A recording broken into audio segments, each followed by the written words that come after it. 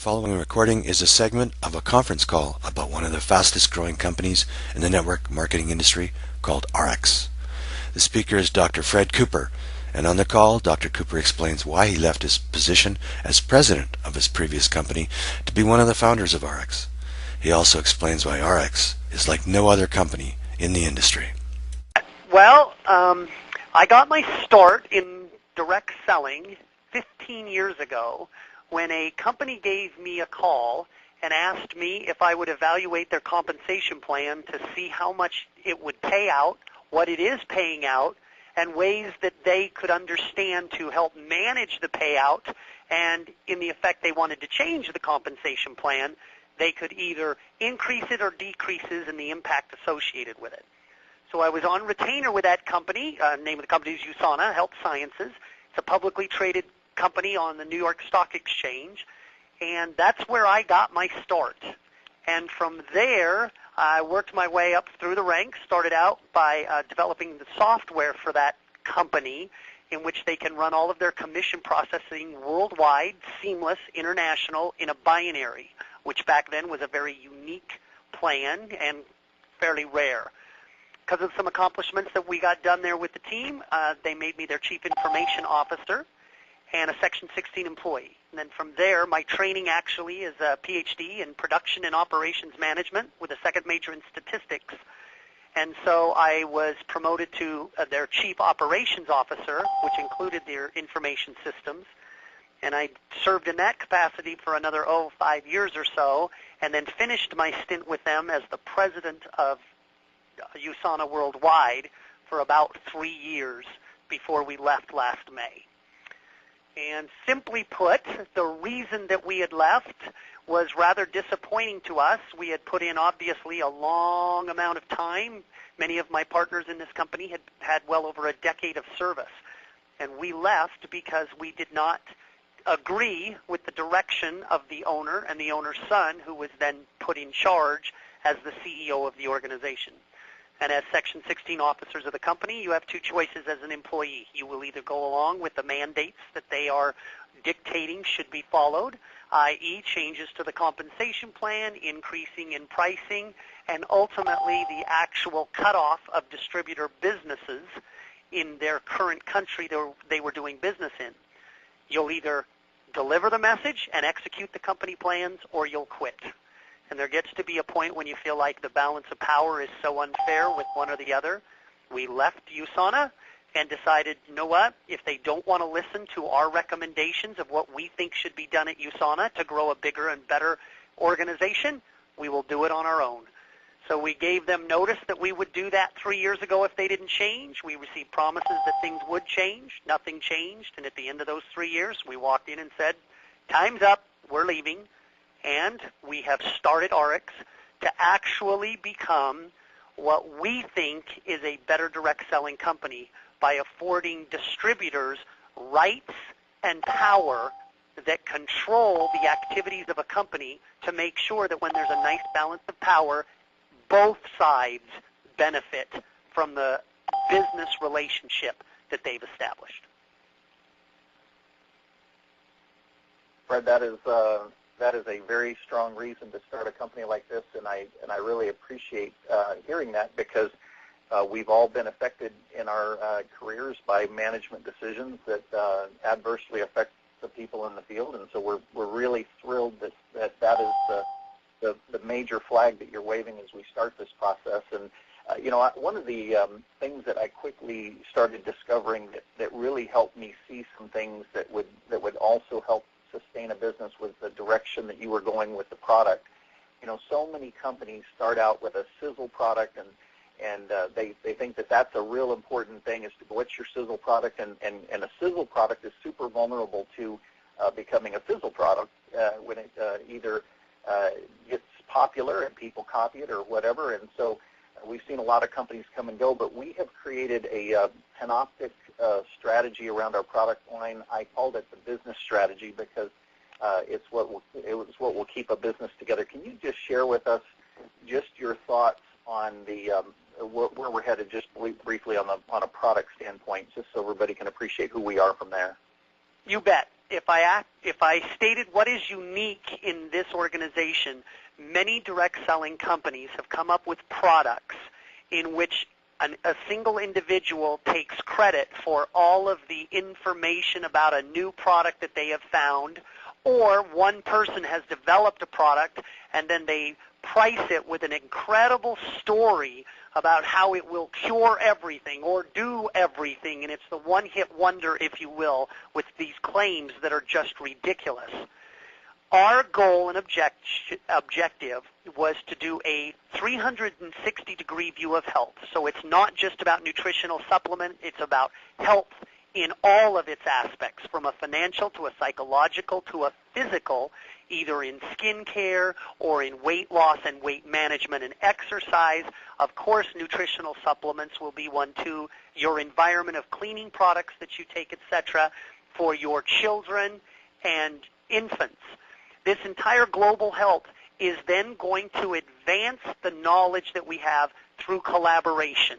There is not one single person that knows everything, but by being a company that identifies the latest information, technology, and research from well-established third-party individuals that are not endorsing a product but are endorsing a philosophy and a way of life, we can develop through all of these people that are experts in their own personal division and direction products that are safe, efficacious, natural, organic, non-genetically modified, non-carcinogenic, and they are made in a manufacturing facility that is OTC, FDA facility, so that when people see Ariix and see the logo, they know those are quality products that they can trust.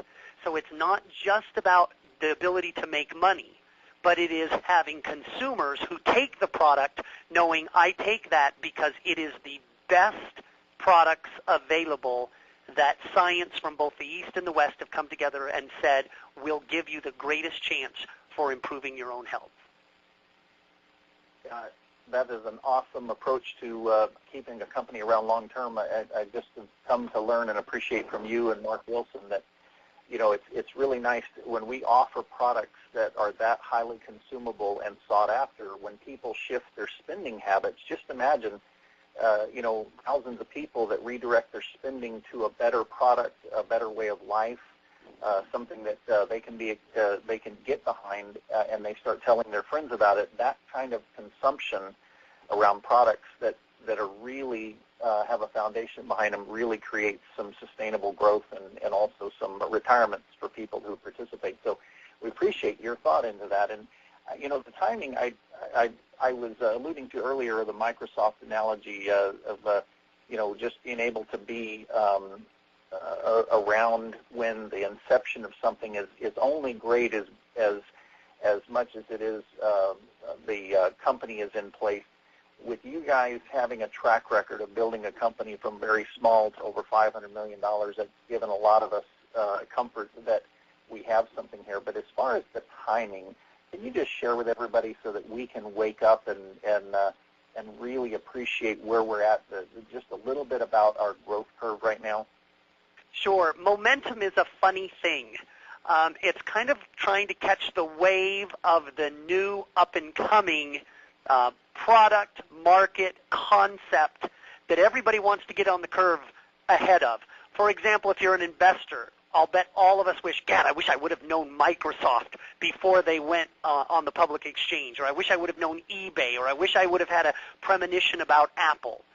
Why? Because everybody knows, wow, if I could have got involved right from the very beginning and seen that opportunity, I think I would have been somebody who would have wanted to invest in it.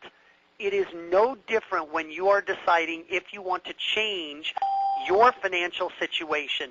And the neat thing about Ariix is it's not giving up your day job. It's not giving up any of your risk of your assets. It is primarily the time. And actually the amount of time required is an hour a day. And by investing that amount of time in getting to know the products, the compensation plan, and then understanding the mission and vision of the company, people can change their financial outlook and or their health and or their own personal development as an individual by participating in Ariix. And that growth and that appeal is happening now at an unbelievable rate. The company I came from did their first $1 million week in their 4th year of business. In fact, 2 of the billion-dollar companies in direct sales both hit that milestone in their 4th year. Ariix is going to hit that milestone in its 1st calendar year of business, because people kind of put it together and say, wow, how do you spot an opportunity in the future when you live in today? And you have to look at it by, do they offer a product or products that are unique and consumable? Do they have a proven track record in terms of the management of the organization so they know what they're doing? And finally, are they offering a unique perspective for entrepreneurs to be able to have them make some money in this venture in which they can gather people that will generate sales for them? And in our case, it would appear we have a pretty good story in all 3 of those dimensions, and that's why our growth is going like it is. We estimate our first year sales will be around $60 million. Brad, that is absolutely incredible. It is so exciting to be partnered with people that have that talent and ability. And I'll just share this with everybody on the phone, that in terms of not missing that wave, if we could rewind the clock back to the late 70s, early 80s, and with what you know about Microsoft, if you were given a window of 90 days to participate in with the information you know on Microsoft, how would you use every precious moment of your time on that trip back in time? So think about this. That is, people would accumulate as much stock as they could. In networking, it's the size of the organization. What we really want when this company hits the momentum phase, which typically with companies can happen anywhere from 75, 100 million in sales, it just seems like there's enough voices that are spreading the word that it goes through just outrageous growth for a period of years. The person, whatever check that we take into momentum, typically will times 10 through that curve. So it's kind of like, do you want to have 3 fishing lines in the water when it hits, or would you like to have a boat dragging a net through the water? And so that network, the getting busy now and spreading the word is what will create the network that will capture we'll have a greater voice in the marketplace when that time comes. So just wanted to share that. Our numbers are phenomenal. Thank you for sharing that with us, Fred. Another one thing about it, I know part of our product strategy factors into this, part of your track record. Why will Ariix go long term? Can those of us, there's some people on the phone that are here for not only some serious income, but they would also like to see this become a retirement check or an annuity that they can count on, and instead of working for 30 or 40 years somewhere else, shorten that retirement curve to 3 to 5 years with Ariix, and give us some kind of a feel for why you feel that we're going to go long term, just from your perspective. Sure. I would actually cite, first of all, Harvard University, in which they gave a study that identified the factors most likely to identify a successful business or organization. Let me list some of those out for you. One of them, of course, is cash flow. You have to be able to make more money every month than you are expending. In our business, everything is a cash upfront model. We don't have receivables or we don't have payment terms. So as a result, we get our cash first before we ship the product, means cash in first before the commissions go out. And even though the commissions go out weekly, which is very nice, it still creates a perfect positive cash flow for the business entity. Number 2, the company has to be profitable, i.e. you've got to be able to charge more and enough in a margin that you can become profitable after you cover your expenses. Not quite the same as cash flow. Cash flow deals with timing of your income, whereas profitability means that I make more than I charge for it. The only way you can make more than you charge is to have unique, efficacious products that people can demonstrate and show a difference for people while you satisfy a need. And boy, I'll tell you, I could spend an hour on our products and all of the unique characteristics and patented processes that we have, but I luckily have a chief products officer who's forgotten more than I'll ever know on those products. who knows, Jerry, maybe sometime you can put her on the call to walk through each of the products that we are offering and where the product line is going in terms of expansion. The third item that makes a successful business is consumability. Now, consumability doesn't necessarily mean ingestible. I don't have to take it and eat it, but I have to use it up every month. So like a service, mowing lawns is a consumability in that every week you need your lawn mowed. Satellite television is consumable. You use it and have a reoccurring expense every month. So are products associated with your health. We've identified products that you buy on a recurring basis, helping people develop a habit for life, and therefore once you have a customer who has had an effect that is profound on their health, they will invariably consume those products for lifetime. That generates recurring sales, and you don't have to keep getting customers over and over and over. Number three. The fourth item, of course, is the management team. Well, we did okay at Usana, so I'll try to be humble and say I think you've got that particular item covered, so that you'll be able to make sure in your realm that the management team knows how to budget and how to control expenses related to the cash that's coming in on your business.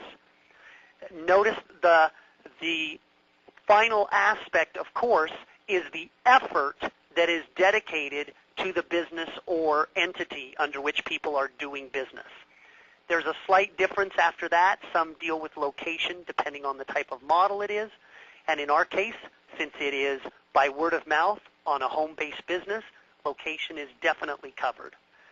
Those are what Harvard claims. I would add one more success factor that is related to direct sales that I would have never thought about had this not happened at Usana, and now is coming out to be a common theme throughout our industry, and that is this. You need rights that will protect you as a business owner from wrongful termination or changing of the agreement and terms of the contract that you have with the company you decide to be affiliated with. Let me give you a case in point. Virtually every direct selling company that I am aware of, and I'm aware of a lot of them, have in their policies and procedures, i.e. the agreement that you have signed with them, that they can change the terms and conditions of their policy and procedure at any time, at will, and if you accept their check, you will accept the new terms and conditions. So basically, whatever the company would like to do, including going retail, stopping your commissions altogether, only require as little as 30 days notice to terminate that agreement. So without rights specifically written in agreement for the distributor, I would state the last thing you're going to need for a long-term lifetime residual income is to make sure that the partner you picked not only verbally makes all these promises, but puts it in contractual writing to make sure that there's always a balance of power between the company and the independent business owner. Fred, I think that everybody can tell that your commitment to making this a viable business, not just from your expertise, but to your intention. Someone once told me, look at what people pay attention to, and you'll know what their intentions are. And it's so awesome to be able to go out charging and building this business, knowing that you guys have got the best of intentions and the experience to make it happen. So thank you. One last thing I want you to comment on, because we got people on the line tonight that are hearing about the business for the first time. There's some who are brand new. There's others who have been doing this for a few months. And the conference is coming up, our actual launch convention in Anaheim, April 27th and 28th. There's an old saying in the industry that goes, belief is influence. And the greater the belief a person has, the greater the influence that they will have in what they do. And so can you just share with everybody your passionate reason why everyone needs to make a firm commitment to be at the conference so that they can transform themselves and build a business that will show up because of who they are and what they become from being there? Yeah. if I were going to go into a business, and I am hoping everyone on the phones decides that they want to enter into a business relationship with Ariix, if you decide to do that, I would want to shake hands, look them in the eye, get to know the people that I am trusting operationally and product delivery-wise are the people that I can count on. In the end, I am telling you, I don't know why anyone would join another network marketing company given what I know about comp plans and given what I know about distributor rights and what are protected in policies and procedures. I would be scared to death to join anyone but Ariix. But in the end, it's not just about what we say and what we put in writing. You've got to meet the people and get a feeling for what the company is about. It all ends up to how you feel about something. And if you feel good about it, you should do it. And if you're apprehensive or feel tentative, you should not. I have found for myself, if I go against that gut instinct, more often than not, I always end up regretting the choice that I made. By going to launch and our first convention, you'll have a chance to visit with us. You'll have a chance to talk to each one of us. You'll learn about the entire spectrum of the company. You'll learn about its people, their passion, but more importantly, kind of what it's about, so that you can decide, is this a company that I want to hang my hat on and be attached to and affiliated with? And I believe if you will attend one of those events and get a chance to meet Deanna personally, your confidence level will shoot through the roof that you have someone who is crazy passionate about product efficacy and product safety. You will have an assurance that you have a chief financial officer who understands financial models, how to maintain prosperity, how to be fiscally responsible just by his very nature. You'll understand that you have sales force that are committed and dedicated to you, and you'll get to know the intangibles, our attitudes, our personalities, our treatment, our behavior, so that when you leave, you can be more inspired and motivated than ever before to say, I know I picked the right company to pick as the opportunity that will be able to be here forever, because it's an asset that you will create and that you can pass down to your posterity.